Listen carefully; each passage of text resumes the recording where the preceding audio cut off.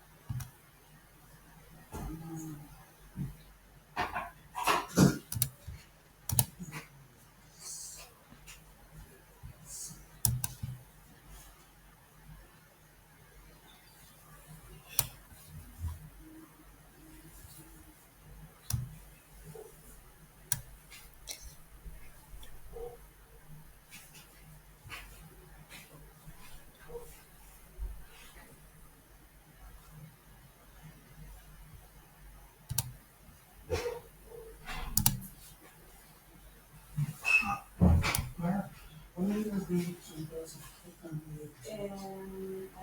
But I think we here we can like buy drinks and after we Some other friends are coming here. yes. Here I think only one person. Okay. You have the tickets? Yes? No. Okay. Is there a ticket? Yes. I didn't know it was a ticket. Yeah, sorry, maybe I forget to tell you. But maybe we can like buy it there because always they have like leave tickets. Okay. Ese es no. There's no ticket anymore? Yeah, no. Okay. Wait. I don't know if there's tickets anymore, but I think for this party you can't buy them there. I think. I'm not sure. You check if you can still buy them online. Okay. Then you can send him like the Okay, I can check it. Sorry. Sorry. No, it's fine. I didn't know there was a ticket.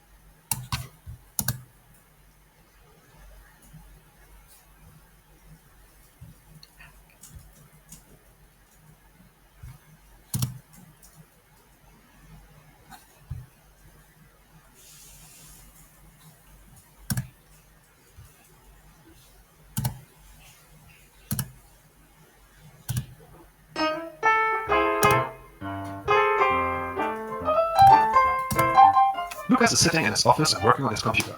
As he works, he feels discomfort in his neck and tries to massage it. He walks to the lobby to grab a coffee. As he finishes making his coffee, he feels the pain again and touches his neck. A colleague notices Lucas' discomfort and asks if he's alright. Lucas mentions he has had neck pain for a few weeks. His colleague suggests that he should get it checked out. Lucas visits the clinic and is checked out by a doctor. After some verifications, he is asked to get a PET scan, for which he needs to go to the nuclear medicine department. When he enters the facility, he notices radioactive signs and special detectors on the walls. He is injected with an agent in a special syringe and has to wait a couple of hours until he gets the PET scan. During the PET scan, Lucas lays on a sliding platform which carries him inside the cylindric detector of a PET mesh. The radiologist carefully evaluates the PET scan and Lucas is prescribed a therapy regime to treat the neoplasm diagnosed thanks to the examination. He notices a radioactive sign on the toilet door in the premises. A few days later, he is injected a therapeutic dose by saline infusion. The vial containing the therapeutic dose was inside a lead container. A few weeks later, Lucas' colleague asks him how he feels after the treatment. He says that he is completely recovered from the treatment and his last PET scan showed no sign of any tumor.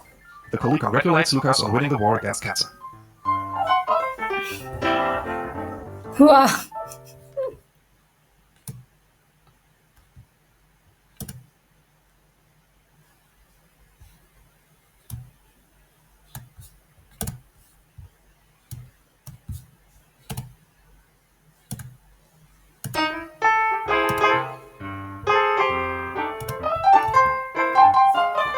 Lucas' discomfort was due to a disease. He was smart to listen to the advice of his colleague and visit the doctor. He went to the nuclear medicine department in the hospital as it was important to assess the problem quickly using suitable diagnostic examination. In the case of Lucas, the doctor decided using the positron emission tomography based on radiation and radionuclides. Since cancer metabolizes glucose in excess, a pharmaceutical with a similar structure to glucose but containing a suitable radionuclide was used during the PET scan. The radionuclide is necessary because the radiation it emits can be detected outside the body and can give valuable information about the cancer. Lucas was injected with the radioactive pharmaceutical. He had to wait 2 hours because the radioactive pharmaceutical has to be metabolized. The radionuclide is accumulated mainly in the cancer cells, and so during the PET scan, the radiation emitted by the radioactive pharmaceutical is visualized using a spatial imaging system. In the PET scan, the patient lies inside a cylindrical detector, which detects the emission from radiopharmaceuticals and is imaged for a certain amount of time. A radiologist analyzes the scanned images using a specialized software. The enhanced regions of the pharmaceutical uptake are easily seen in the images. The tumor can be seen as spots of higher intensity over the background accumulation. The doctor concluded that Lucas has thyroid cancer and decided on the most appropriate treatment. The radiologist determined that radiotherapy using a radioisotope of iodine is the best course of action for treating his disease. Lucas started the treatment. Radioiodine injected in the patient accumulates in thyroid and administers the radiation dose necessary to destroy the tumor cells. In the nuclear medicine department, it is necessary to pay attention in every phase of both diagnosis and treatment processes, from the transportation to the management and administration of the radioactive pharmaceuticals. This happens in specially designed rooms to avoid contamination from the radioisotope and prevent radiation exposure to personnel. During the diagnostic procedure, the patient uses a dedicated toilet. Any excrements are collected separately in special toilets due to their radioactivity, and they will be managed as radioactive waste. After a few weeks, Lucas is well again. He has to thank his early diagnosis, which is key for a successful treatment.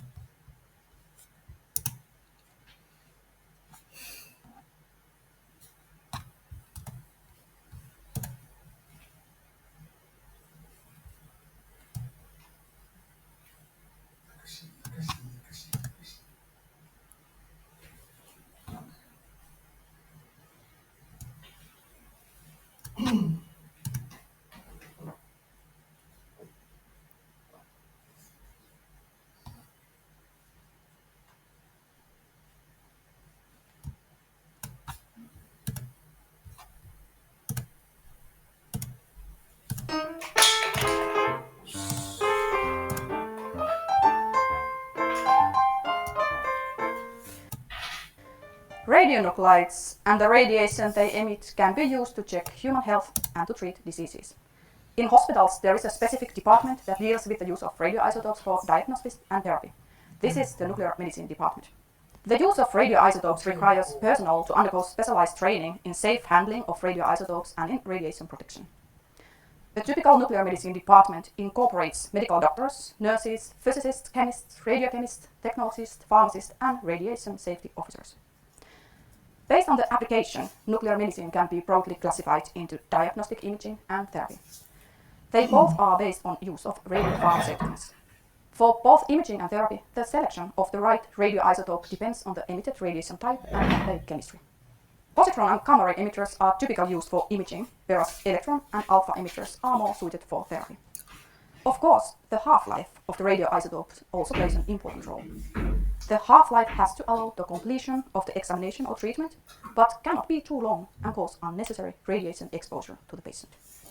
Depending on the radioisotope, it can be prepared using particle accelerators such as cyclotrons or nuclear reactors. Cyclotrons are used to generate radioisotopes like gallium-67, fluorine-18, and indium-111. Nuclear reactors produce a whole range of radioisotopes from the fission of enriched uranium-235. Many of these radioisotopes, such as molybdenum-99, cobalt-60, and iodine-125, are very important radioisotopes in nuclear medicine and are separated out from the radionuclide mixture using physicochemical methods. After production, purity of the isolated radionuclide has to be checked. Besides the selected radioisotope, the presence of undesired radioisotopes can be measured using a gamma spectrometer. Most radioisotopes cannot be used in the form they were produced. Instead, they have to be modified to be used as radiopharmaceuticals. The diagnosis of diseases can be done, for example, by functionalizing molecules which mimic the in vivo behavior of natural molecules with radioisotopes, commonly known as radiotracers. An example of this is the study of glucose in the body. Glucose, labeled with radioactive fluorine-18, can be used to trace the level of glucose metabolism in the body. A subset of radiotracers work by binding to receptors in the body. They are known as radioligands, and they can help to determine, for example, overexpression of disease markers. The radiolabeled compound ready to be injected into the patient is called a radiopharmaceutical. A radiochemist is the person responsible for the synthesis of radiopharmaceuticals. Wow. This is referred to as radiosynthesis. Wow. Radiosynthesis can be performed manually or using automated synthesizers. Radiochemists work in lead-shielded radiochemical goods called hot cells with the help of manipulator arms for remote handling. Radiopharmaceuticals are used to detect organ or gland malfunction, bone imaging, studying biomolecules and electrolytes, and in oncology. As an example, a kidney cancer which has spread to the bone can be detected with fluorine-18 labeled glucose by exploiting the metabolic activity of the tumor. Positrons and gamma rays emitted by the radiopharmaceutical given to the patient are detected using different diagnostic techniques. Positron emission tomography and single photon emission computed tomography are the most commonly used clinical imaging techniques. The interaction of the positron with an electron leads to a process called annihilation, which is the release of a pair of gamma rays in opposite directions. In PET imaging, the coincidence detection of these pairs of gamma rays using scintillators is used to determine the origin of the radiation. In SPECT imaging, the gamma rays are scanned in 2 dimensions using the gamma camera, which are then applied to tomographic reconstruction, resulting in 3D images. Fluorine 18 and gallium 68 are commonly used PET isotopes, whereas iodine 123 and technetium 99N are used instead. Electrons and alpha particles emitted by the radiopharmaceutical can also be used to treat diseases such as cancer.